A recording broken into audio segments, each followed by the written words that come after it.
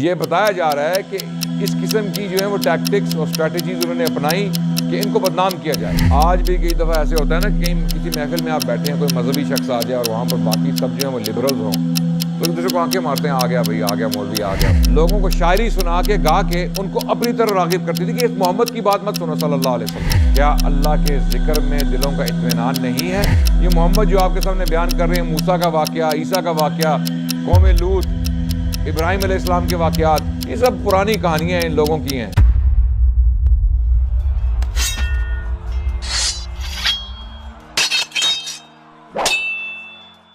بسم اللہ الرحمن الرحیم، الحمد للہ رب العالمین والصلاة والسلام علی خاتم الانبیاء وسید المرسلین وعلی آلہ واصحابہ الغر المیامین ومن تبعہم بإحسان الی یوم الدین، اما بعد، اعوذ باللہ السمیع العلیم من الشیطان الرجیم، بسم اللہ الرحمن الرحیم، وما ارسلناک الا رحمۃ للعالمین، وقال رسول اللہ صلی اللہ علیہ وسلم بلغوا عنی ولو آیا۔ آپ کے سامنے تاریخ اسلام کے سلسلے کی ایک اور کڑی پیش کرنے جا رہا ہوں۔ اس قسط میں انشاءاللہ ہم سیرت کا جو باب ہے جس پر گفتگو کر رہے تھے اس کو جاری رکھیں گے انشاءاللہ۔ پچھلی قسط میں آپ کے سامنے کچھ واقعات اللہ کے نبی صلی اللہ علیہ وسلم کی زندگی کے، مکی زندگی کے کچھ حالات جو پیش کر رہا تھا۔ ابو طالب نے ان کو نرم بات کر کے، نرمی کے ساتھ رفع دفع کر دیا، اور اللہ کے نبی اپنی تبلیغ کے ساتھ جو ہے وہ کام کرتے رہے۔ پھر حج کا موقع آیا تو قریشی سرداروں کو فکر لاحق ہوئی کہ اب جب بہت سارے لوگ مکے میں داخل ہوں گے اور ہمارا کاروبار ہی حج کا کاروبار ہے، ہماری جو انکم ہے شاید وہ اثر انداز ہو، اور اللہ کے نبی جب لوگوں کو اسلام کی طرف بلائیں گے تو اگر وہ کچھ لوگ مسلمان ہو گئے تو ہمارے لیے مسائل کھڑے ہو جائیں گے، تو ہم ان کو کیسے روکیں؟ ان کے خلاف کون سا الزام لگائیں کہ لوگ ان سے متنفر ہو جائیں، ان سے ہٹ جائیں، ان کی بات ہی نہ سنیں؟ تو وہ ولید بن مغیرہ کے پاس آئے۔ ولید بن مغیرہ ان کے ایک سردار تھے مکے کے، غالباً حضرت خالد بن ولید کے والد تھے۔ تو ان کے پاس آئے اور ان سے کہا، ان سے مشورہ لیا کہ ہم کیا کریں، کون سا ایسا طریقہ اپنائیں جس سے محمد جو ہیں وہ بدنام ہو جائیں اور جو حج کے لیے آنے والے لوگ ہیں مکے میں وہ ان سے متنفر ہو کے ان سے ہٹ جائیں، ان کی بات ہی نہ سنیں۔ تو انہوں نے کچھ تجویزیں پیش کی، لوگوں نے ولید بن مغیرہ کے سامنے کچھ تجویزیں پیش کی کہ ہم ان کو پاگل کہتے ہیں۔ تو ولید نے کہا یہ پاگل تو نہیں ہے، لوگ تمہیں جھوٹا سمجھیں گے، کیونکہ نظر آ رہا ہے صاف ستھرا شخص، اچھے کردار والا آدمی، اچھی باتیں کرنے والا، پاگل کس طرح ہو سکتا ہے؟ ان کو تو سب لوگ جانتے ہیں۔ پھر انہوں نے کہا کہ ہم ان کو جو ہے ان کو جھوٹا کہیں گے کہ یہ جھوٹا شخص ہے، کذاب ہے، نعوذ باللہ ثم نعوذ باللہ، کہ ہم ان کے خلاف یہ الزام لگا دیں گے کہ یہ جھوٹ بول رہے ہیں۔ تو کہیں گے جھوٹ بھی نہیں ہے، جھوٹے بھی نہیں ہیں، سب کو پتہ ہے، جو لوگ جانتے ہیں ان کو، یہاں مکے کے لوگ ہی تمہاری تکذیب کر دیں گے۔ تو پھر انہوں نے کہا کہ ہم ان کو جو ہے شاعر کہہ کے جو ہے لوگوں کے سامنے پیش کرتے ہیں۔ یعنی شعراء کی اتنی عزت وہاں پر اس وقت موجود نہیں تھی۔ شعراء کون سے لوگ تھے؟ شاعر کیسے لوگ تھے؟ شاعر وہ لوگ تھے جو اپنی شاعری کے عوض لوگوں سے انعام وغیرہ لیتے تھے، یہ شاعر ہے۔ اور ایک اور شاعر ہے جو اپنا کلام تمہارے سامنے پیش کر رہا ہے، اس کے کلام کو چھوڑو اور اس کی بات کو سنجیدگی سے مت لو۔ ان کا وہ شاعر بھی نہیں ہے، ان کے کلام میں وہ چیزیں ہیں ہی نہیں ہیں جو عربی شاعری کے قوانین ہیں، جو قواعد ہیں۔ ان کا جو کلام ہے جو وہ پیش کر رہے ہیں وہ شاعری کے کسی بھی جو ہے وہ اس میں سسٹم میں فٹ نہیں ہو رہا وہ کلام، تو وہ شاعر بھی نہیں ہے، تمہارا الزام جو ہے وہ غلط ثابت ہو جائے گا۔ پھر لے دے کے ولید بن مغیرہ نے ایک مشورہ دیا کہ ہم ان کو جادوگر کہہ سکتے ہیں کہ یہ ساحر ہے۔ اس کی بات سنتے ہی لوگوں کے دماغ جو ہیں وہ گھوم جاتے ہیں اور لوگ اپنے رشتہ داروں کے دشمن ہو جاتے ہیں، ان سے ہٹ جاتے ہیں، ان سے مخالفت شروع کر دیتے ہیں۔ تو یہ بھائی بھائی کو آپس میں جدا کر رہے ہیں، شوہر بیوی کو جدا کر رہے ہیں، ماں باپ کو بچوں سے جدا کر رہے ہیں، تو یہ ایک ساحر ہے، ایک جادوگر ہے۔ تو اسی معاملے کے بارے میں اللہ کے نبی صلی اللہ علیہ وسلم نے جو ہے جب وہ سوچ بچار کر رہا تھا، جب قریشیوں نے اس کے سامنے یہ تجاویز پیش کی اور وہ سوچ رہا تھا، اس نے کہا مجھے سوچنے کا موقع دو، میں تمہیں کوئی سلوشن دیتا ہوں۔ اس کے بارے میں اللہ سبحانہ و تعالیٰ نے قرآن میں یہ الفاظ استعمال کیے ولید بن مغیرہ کے بارے میں، اعوذ باللہ من الشیطان الرجیم، انہ فکر وقدر فقتل کیف قدر ثم قتل کیف قدر ثم نظر ثم عبس وبصر ثم ادبر واستكبر فقال ان هذا الا سحر يؤثر ان هذا الا قول البشر. یعنی یہ قرآن میں اللہ نے اس کی مذمت بیان کی ولید بن مغیرہ کی. اس نے سوچا اور اندازہ لگایا، وہ غارت ہو اس نے کیسا اندازہ لگایا، پھر غارت ہو اس نے کیسا اندازہ لگایا، پھر نظر دوڑائی، پھر پیشانی سکیڑی اور منہ بسورا، پھر پلٹا اور تکبر کیا، اور آخر کہا یہ نرالا جادو ہے جو پہلے سے نقل ہوتا آ رہا ہے. یہ شخص انسان، یہ محض انسان کا کلام ہے. یہ صرف اسلام کا جو قرآن کے الفاظ ہیں ان کے بارے میں اس نے بولا کہ یہ انسان کا کلام ہے. تو یہ بات کر کے اس نے جو ہے لوگوں کو یعنی اس طرف راغب کیا کہ آپ ان کو ساحر کہیں، ان کو آپ جو ہے جادوگر کہہ کے بدنام کرنے کی کوشش کریں. اب قریشیوں نے جو ہے نا، کیونکہ اسلام کی تبلیغ کھلے عام ہو رہی ہے تو انہوں نے محاذ آرائی شروع کر دی، کھل کے دشمنی شروع کر دی قریشیوں نے، کیونکہ ظاہر ہے اب ایک کھل کے پیغام پیش کیا جا رہا ہے معاشرے میں. اللہ کے نبی صلی اللہ علیہ وسلم جہاں پر بھی ان کو موقع ملتا تھا وہ اسلام کا پیغام پیش کرتے تھے. اور اس دور میں ایسی جگہ پر اسلام کا پیغام پیش کرنا آپ کے خیال میں کوئی معمولی بات تھی؟ آپ کیا سمجھتے ہیں کہ وہ جاتے تھے اور کھڑے ہوتے تھے اور لوگوں کے سامنے بیان کرتے تھے، جس طرح میں آپ کے سامنے ابھی بیان کر رہا ہوں اور آپ لوگ بڑے غور سے سن رہے ہیں. آپ لوگوں کی اٹینشن جو ہے میری طرف ہے اور آپ لوگوں میں سے مجھے کوئی پتھر بھی نہیں مار رہا، کوئی گالی بھی نہیں دے رہا، کوئی الزام بھی نہیں لگا رہا اور کوئی مارنے کو بھی نہیں دوڑ رہا. رائٹ، الحمدللہ. لیکن میرے لیے یہاں پر بیٹھ کے یہ سیرت آپ کے سامنے بیان کرنا بہت آسان ہے. اللہ کے نبی صلی اللہ علیہ وسلم کی کیفیت کو ذرا سوچئے اس کے بارے میں، اور اندازہ لگائیے کہ ایک ہاسٹائل ٹیریٹری، دشمنوں کا خطہ، جو لوگ انتہائی دشمنی پر تلے ہوئے ہیں، ان کے ہاں ان کے درمیان کھڑے ہو کر تبلیغ کرنا اللہ کے حکم کی وجہ سے کس قدر مشکل ہوگا. اور جب آپ ان کی محاذ آرائی کے طریقے دیکھیں گے، جو قریشیوں نے رسپانسز جو دیے، جو کوششیں وہ کر رہے تھے اس تبلیغ کو ضائع کرنے کی یا اس تبلیغ کو روکنے کی، ان کوششوں سے آپ کو اندازہ ہو جانا چاہیے کہ اللہ کے نبی کی سٹرگلز کیا تھی، وہ کن مشکلات سے گزرے جن کا ذکر قرآن میں آیا ہے.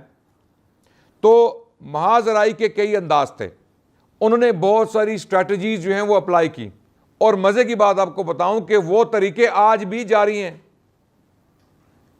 وہ کہا جاتا ہے نا انگریزی میں ہسٹری ریپیٹس اٹ سیلف، تاریخ اپنے آپ کو دہراتی ہے، اور تاریخ آج بھی اپنے آپ کو دہرا رہی ہے. وہی طریقے اسلام کے جو دشمن ہیں، سب سے پہلا کام مکے کے لوگوں نے کیا کیا؟ اللہ کے نبی کو روکنے کے لیے ان کا مذاق اڑایا، استہزاء اور تحقیر، ہنسنا ان پر، ان کا ٹھٹھا اڑانا اور تکذیب کرنا،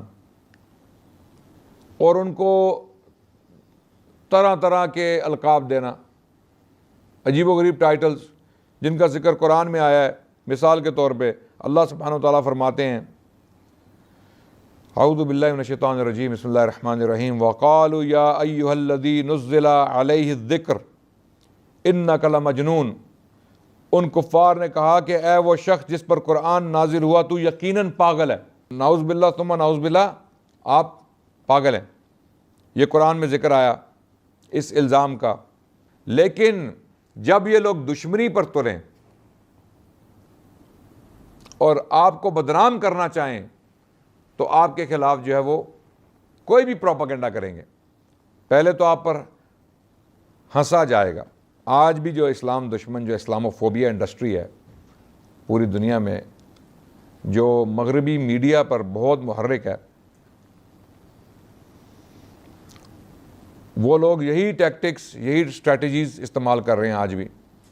آپ اگر کوئی بڑے بڑے چینلز کھول کے دیکھ لیجئے جو اسلام کے بارے میں گفتگو کرتے ہیں تو وہ انڈائریکٹلی اسلام کا مذاق اڑا رہے ہوتے ہیں. اسلام کی کچھ جو چیزیں ہیں یا اقدار ہیں، جو احکام ہیں اسلام میں، ان کا ذکر کر کے مسکراتے ہیں، ہنستے ہیں یا ان کا مذاق اڑانے کی کوشش کرتے ہیں. تاکہ لوگ متنفر ہو جائیں اسلام سے. لوگ اسلام کو ایک جو ہے وہ عجیب سا مذہب سمجھ کے, بیکورڈ مذہب سمجھ کے اس کو چھوڑ دیں. آج بھی وہی ٹیکٹکس استعمال ہو رہی ہیں. پھر مسلمانوں کو, مسلمان علماء کو جو ہے وہ ان کا ایک چہرہ مسخ کر کے پیش کیا جاتا ہے. ان کو عجیب سا ایک جو ہے وہ امپریشن دیا جاتا ہے کہ یہ لوگ جو ہیں یہ جھوٹے ہیں, یہ اعتبار کے قابل نہیں ہیں. اسی طرح اللہ سبحانہ وتعالیٰ نے قرآن میں فرمایا وَإِن يَكَادُ الَّذِينَ كَفَرُوا لَيُزْلِقُونَكَ بِأَبْصَارِهِمْ لَمَّا سَمِعُوا الذِّكْرَ وَيَقُولُونَ إِنَّهُ لَمَجْنُونٌ. اور جب کفار اس قرآن کو سنتے ہیں تو آپ کو ایسی نگاہوں سے دیکھتے ہیں کہ گویا آپ کے قدم اکھاڑ دیں گے اور کہتے ہیں کہ یقیناً یہ پاگل ہے. نعوذ باللہ ثم نعوذ باللہ. یعنی قرآن میں یہ سارے جو الزام وہ لگا رہے تھے اللہ کے نبی صلی اللہ علیہ وسلم پر اس دور میں جب وہ کھل کے تبلیغ کر رہے تھے, تو یہ بتایا جا رہا ہے کہ اس قسم کی جو ہے وہ ٹیکٹکس اور اسٹریٹجیز انہوں نے اپنائی کہ ان کو بدنام کیا جائے. اور آج بھی وہی ہو رہا ہے کہ مسلمانوں کو کسی طرح بدنام کر کے اسلام و فوبیا کے ذریعے میڈیا پر پولیٹیشینز کو خریدا گیا ہے, جرنلسٹ کو خریدا گیا ہے, بہت سارا پیسہ خرچا جا رہا ہے, اسلام کو بدنام کیا جا رہا ہے مغربی دنیا میں. اور مغرب کا بہت زیادہ اثر جو ہے وہ مسلمان ممالک پہ بھی ہے, تو اس کا اثر یہاں بھی ہو رہا ہے. یہاں بھی لبرلز جو ہیں وہ بہت ایکٹیو ہیں, انڈائریکٹلی جو ہے وہ اسلام کے اوپر حملے کرتے ہیں. وہ کبھی کھل کے نہیں کہیں گے اسلام باطل ہے, اسلام ایک بیکورڈ مذہب ہے, اسلام کو چھوڑ دیا جائے, قرآن جو ہے نعوذ باللہ ثم نعوذ باللہ اللہ کا کلام نہیں ہے, یہ سب بنایا گیا ہے, گھڑا ہوا ہے. یہ باتیں وہ کھل کے لبرلز جو ہیں یہاں پر آپ کے جو منکرین خدا کے انڈے بچے ہیں آپ کے معاشرے میں, وہ کھل کے یہ باتیں نہیں کریں گے, کیونکہ وہ ایک اور تہذیب کو ریپرزینٹ کر رہے ہیں جس کو ہم مغربی تہذیب کے نام سے جانتے ہیں. وہ یہاں پر رہ رہے ہیں تو وہ کھل کے اسلام دشمنی کا اظہار نہیں کریں گے, وہ چھپ کے اسلام پر حملے کرتے ہیں کچھ چیزوں کی آڑ میں. میرا جسم میری مرضی, ٹھیک ہو گیا. حقوق نسوان, خواتین کے رائٹس کے پیچھے چھپ کے. حالانکہ جب خواتین پر ظلم ہوتا ہے, اگر وہ خواتین اسلامی ہوں یا مسلمان ہوں, تو ان کے بارے میں آپ کبھی بھی ان لبرلز کو آواز اٹھاتے ہوئے نہیں دیکھیں گے. بہت ساری مثالیں ہیں. تو اسلام دشمنی جو ہے اس کی کئی اقسام ہیں, اور وہی اقسام آپ کے سامنے بیان کی جا رہی ہیں کہ اس طرح قریشی جو ہیں وہ اللہ کے نبی صلی اللہ علیہ وسلم کے خلاف جو ہیں وہ پروپیگنڈا کر رہے تھے, ان کو بدنام کرنے کی کوشش کر رہے تھے. ایک اور جگہ اللہ سبحانہ وتعالیٰ نے فرمایا ان الذین اجرموا کانوا من الذین آمنوا یضحکون. جو مجرم تھے وہ ایمان لانے والوں کا مذاق اڑاتے تھے, اور جب ان کے پاس سے گزرتے تو آنکھیں مارتے تھے. یعنی ان کا مذاق اڑانے کے لیے ایک دوسرے کو آنکھیں مارتے تھے. رائٹ. آج بھی کئی دفعہ ایسے ہوتا ہے نا کہ کہیں کسی محفل میں آپ بیٹھے ہیں, کوئی مذہبی شخص آ جائے اور وہاں پر باقی سب جو ہیں وہ لبرلز ہوں, تو ایک دوسرے کو آنکھیں مارتے ہیں, آ گیا بھائی, آ گیا مولوی, آ گیا, آپ دیکھو اس کا مذاق اڑاتے ہیں. اس کے پیچھے پڑ جائیں گے سب لوگ, اس کو کوشش کریں گے کس طرح نیچا دکھائیں, اس کو بدنام کریں, وہ ایسے ظاہر کریں کہ وہ کوئی بیکورڈ ان پڑھ جاہل آدمی ہے جو ایک پڑھے لکھے طبقے میں آ کے بیٹھ گیا, اور اس کو جو ہے کسی طرح یہاں سے بھگایا جائے. تو اس قسم کا ایٹیٹیوڈ جو ہے وہ قریشی بھی انہوں نے بھی اپنایا ہوا تھا. قرآن میں اس کا ذکر ہے کہ ایک دوسرے کو آنکھیں مارتے ہیں, ایک دوسرے کے ساتھ ہونا, اور جب ساتھ ان کے کوئی مومن ہو یا کہیں کوئی ان کو نظر آ جائے مسلمان, تو آنکھیں مار کے ایک دوسرے کو اشارے کرتے ہیں. اور جب اپنے گھروں کو پلٹتے تو لطف اندوز ہوتے ہوئے پلٹتے تھے, اور جب انہیں دیکھتے تو کہتے تھے کہ یہی گمراہ ہیں, حالانکہ وہ ان پر نگران بنا کر نہیں بھیجے گئے تھے. تو اللہ سبحانہ وتعالیٰ فرما رہے ہیں قرآن میں کہ یہ اس طرح جو ہے ان کا بیہیویئر تھا, اور رویہ ان کا جو تھا مسلمانوں کے ساتھ اس قسم کا تھا. پھر محاذ آرائی کی ایک اور صورت. ایک تو یہ صورت تھی کہ استہزاء, ہنسی مذاق, ٹھٹھے اڑانا مسلمانوں کا اور اللہ کے نبی کا مذاق اڑانا, ان کو بلٹل کرنا. دوسری محاذ آرائی یہ تھی, دوسری صورت یہ تھی کہ ان کی جو تعلیمات ہیں اس کے بارے میں شکوک و شبہات پیش کرنا.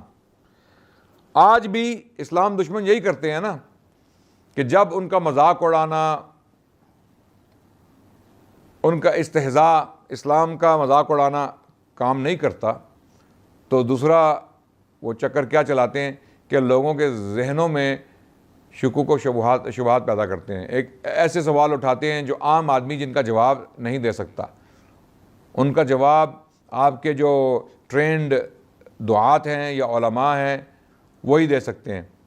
عام آدمی جو ایک مسلمان ہے، جو نمازی پرہیزگار مسلمان ہے، اس کے دل میں شکوک و شبہات جو ڈالے جاتے ہیں تاکہ وہ اسلام سے ہٹ جائے یا اسلام کے بارے میں مشکوک یعنی وہ شک میں مبتلا ہو جائے. اس کا بھی ذکر اللہ سبحانہ و تعالیٰ نے قرآن میں کئی جگہوں پہ کیا ہے کہ یہ کہتے ہیں یہ پہلوں کے افسانے ہیں جنہیں آپ نے لکھوا لیا ہے اور اب یہ آپ پر صبح و شام تلاوت کرتے ہیں. یہ پہلوں کی کہانیاں ہیں جو انہوں نے یاد کر لی ہیں اور یہ صبح و شام یہ کہانیاں آپ کے سامنے جو ہے پڑھتے ہیں. اور بہت ساری اور چیزیں جو ہیں اس قسم کی وہ کہنے لگ پڑے کہ یہ افسانے ہیں. اور یہ اللہ کے نبی صلی اللہ علیہ وسلم جو ہیں بار بار جو ہیں یہ افسانے جو ہیں یہ پرانی کہانیاں جو ہیں وہ آپ کے سامنے پیش کریں. پھر ایک اور قسم تھی محاذ آرائی کی. کچھ لوگ تھے ان میں سے جنہوں نے جا کر کہانیاں سیکھیں لوگوں کو یہ بتانے کے لیے کہ دیکھو اس قسم کی کہانیاں تو ہمیں بھی آتی ہیں. نضر بن حارث کے نام سے ایک شخص تھا جس نے ایران کے قصے، رستم، افراسیاب، اس قسم کے قصے سیکھے جو فکشنل قصے تھے، قصے کہانیاں، ایرانی میتھولوجی جس کو کہتے ہیں ایرینین میتھولوجی، وہ لا کے پیش کرنا شروع کر دی مکے کے لوگوں کے سامنے کہ دیکھو مجھے بھی یہ کہانیاں آتی ہیں. یہ محمد جو آپ کے سامنے بیان کر رہے ہیں، موسیٰ کا واقعہ، عیسیٰ کا واقعہ، قوم لوط، ابراہیم علیہ السلام کے واقعات، یہ سب پرانی کہانیاں ان لوگوں کی ہیں اور اس قسم کی کہانیاں تو ہمیں بھی آتی ہیں، یہ دیکھو. تو اس نے کہانیاں جو ہے بیان کرنا شروع کر دیں. پھر اس نے یہ کیا کہ کچھ لونڈیاں گانے والی اس نے ہائر کی اور جب اللہ کے نبی صلی اللہ علیہ وسلم پیغام پیش کر رہے تھے اسلام کا، لوگوں کے سامنے تبلیغ کرتے تھے، تو یہ لونڈیاں گا کر لوگوں کو اپنی طرف متوجہ کرتی تھی. اسی کے بارے میں اللہ سبحانہ وتعالیٰ نے قرآن میں یہ آیت نازل کی، اعوذ باللہ من الشیطان الرجیم، وَمِنَ النَّاسِ مَن يَشْتَرِي لَهْوَ الْحَدِيثِ لِيُضِلَّ عَن سَبِيلِ اللَّهِ، کہ کچھ ایسے لوگ ہیں جو کھیل کی بات خریدتے ہیں تاکہ اللہ کی راہ سے بھٹکا دیں. اس کے بارے میں ہمارے جو علماء ہیں، مفسرین ہیں، ان کا قول ہے کہ لہو الحدیث جو ہے وہ موسیقی ہے، گانا بجانا ہے. اور علماء یہ بھی کہتے ہیں کہ جس دل میں موسیقی کا پیار ہو، محبت ہو، اس سے رغبت ہو، اس دل میں قرآن کی محبت نہیں ہو سکتی. قرآن اور میوزک، موسیقی ایک دل میں جگہ نہیں بنا سکتے. یا تو قرآن ہوگا یا میوزک ہوگا. میوزک سے مراد میری یہ ماشاءاللہ آپ کے آج کل جو بڑے بڑے میوزیشنز ہیں مغربی دنیا میں بھی اور مشرقی دنیا میں بھی، یہاں پر بالی ووڈ ہے، وہاں پر ہالی ووڈ ہے، اور وہاں پر بڑے بڑے ریپ آرٹسٹ، بڑے بڑے راک آرٹسٹ، ان کا میوزک چلتا ہے اور انتہائی ایول میوزک ہے. ایول سے مراد جو ہے شر سے بھرپور. جو لیرکس ہیں وہ بھی غلط، جو شاعری، جو کلام وہ پیش کر رہے ہیں میوزک میں وہ بھی غلط، اور جو وہ میوزک استعمال کر رہے ہیں وہ بھی غلط. اور کئی جگہوں پہ تو یہ بھی کہا گیا کہ یہ شیطانی میوزک ہے، یہ سیٹینک ہے، یقیناً شیطان کی طرف بلاتا ہے، شیطانی اعمال پر اکساتا ہے. اور اس موسیقی میں برائیوں کو جو ہے وہ ایک نارمل حیثیت سے پیش کیا جاتا ہے کہ یہ برائیاں اپنا لو، کوئی خرابی نہیں ہے. زنا کو پروموٹ کیا جاتا ہے، منشیات کو جو ہے وہ پروموٹ کیا جاتا ہے، الکوہول، شراب کا ذکر آتا ہے. عموماً خواتین کے لیے جو زبان استعمال ہوتی ہے یا ان کے لیے جو سلوک کیا جاتا ہے ان کے ساتھ وہ نازیبا ہے. تو یہ ساری چیزیں نارملائز کی جا رہی ہیں، یہاں تک کہ آپ کے معاشرے پر ان چیزوں کا جو ہے وہ غلبہ ہو چکا ہے. آپ کسی بھی شادی میں جائیے، کسی بھی مسلم ملک میں جو بالی ووڈ زدہ ہے، یہاں پر بالی ووڈ کا غلبہ ہے. آپ کی شادی مکمل نہیں ہوگی جب تک بالی ووڈ کے طریقے سے ڈانس نہیں ہوگا. وہ پورا سین فلمایا جاتا ہے. پہلے تو آپ ایک پورا کیمرہ ٹیم بلاتے ہیں, میڈیا ٹیم, 3 4 5 کیمرے لگتے ہیں, پھر ایک سیٹ جو ہے وہ منعقد کیا جاتا ہے. اس سیٹ میں ایک طرف سے لڑکیاں آتی ہیں, دوسرے سے لڑکے آتے ہیں, اور پھر وہ ناچتے ہیں. رائٹ, ایک پورا بالی ووڈ سین فلمایا جاتا ہے. جب تک وہ سین نہیں ہوگا آپ کی آنٹیاں بھی راضی نہیں ہوں گی, آپ کے انکل بھی راضی نہیں ہوں گے. جب تک آپ پورے کے پورے ہندو نہیں ہو جائیں گے کلچرلی سے مراد یہ کہ کلچر آپ جب تک اس شادی میں, کیونکہ یہ شادیاں کوئی اسلامی شادیاں تو نہیں ہیں, یہ بات کرتا چلو, بات تو میں سیرت کی کر رہا ہوں, لیکن اس بات کا اطلاق ہماری زندگیوں پہ ہوتا ہے. جو اللہ والحدیث جس کا ذکر ہوا ہے قرآن میں, یہ لونڈیاں تھیں جو گا کے لوگوں کو شاعری سنا کے گا کے ان کو اپنی طرف راغب کرتی تھی کہ اس محمد کی بات مت سنو صلی اللہ علیہ وسلم, اللہ کے نبی کی بات مت سنو, ہماری طرف آؤ.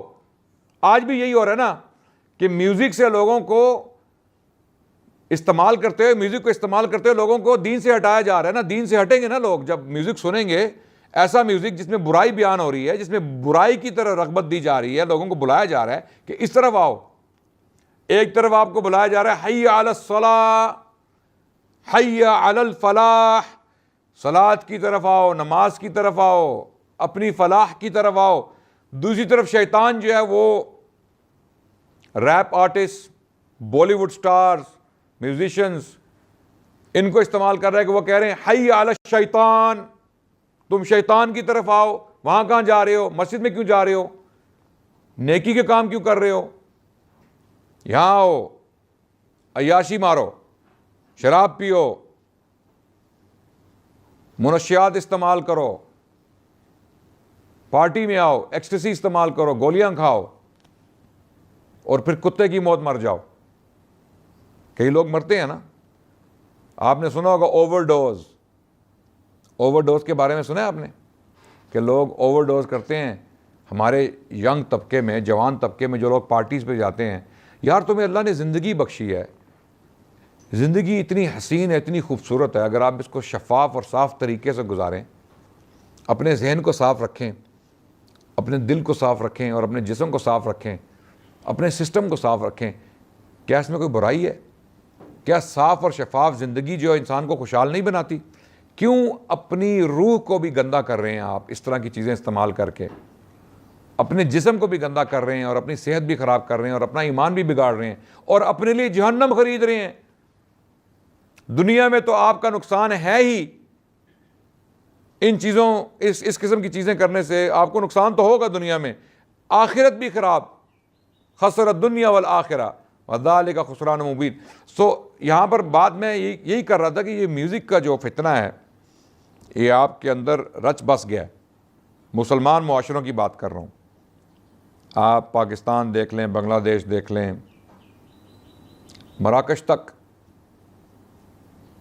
مراکش کتنی دور ہے؟ ہزاروں میل دور ہے. شمالی افریقہ کا ایک ملک ہے, وہاں بھی آپ کو بالی ووڈ ملے گا. اس کی وجہ شیطان کا غلبہ, ہماری زندگیوں پر شیطان کا غلبہ.